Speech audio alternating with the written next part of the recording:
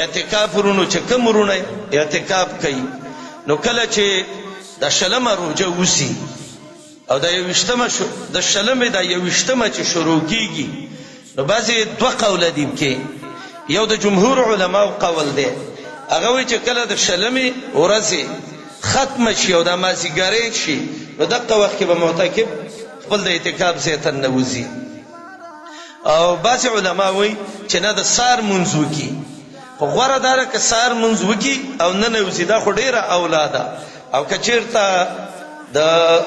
زوال نه رسته دا سړی نه نوځي دا هم صحیح ده په سنت باندې عمل دی بیا د اختر په شپه باندې کله چې د رمضان اخیرانۍ ورځي او نور پرېوځي بس د اعتکاف ختم شو دا عمل را روان دی قریب دی جمعه کې را روان دی ان شاء الله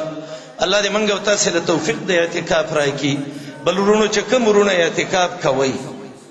نو د ټول امت لپاره به دعاګانې کوي تاسو د ټول امت نمائندګانې وئ که یو تنې مونږ کې ټول ګناهګاریږي او کرتون ډیرو وکړه ان شاء الله اجر دې ډیر اخکو د شبنم کې ښکلي المرا ګلان وشنده وشنده وشنده غیږ د تورو شپو کې سپین صحرا ګلان وشنده وشنده وشنده اخکو د شبنم کې ښکلي المرا ګلان وشنده وشنده وشنده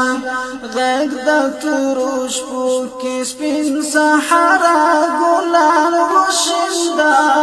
وشنده وشنده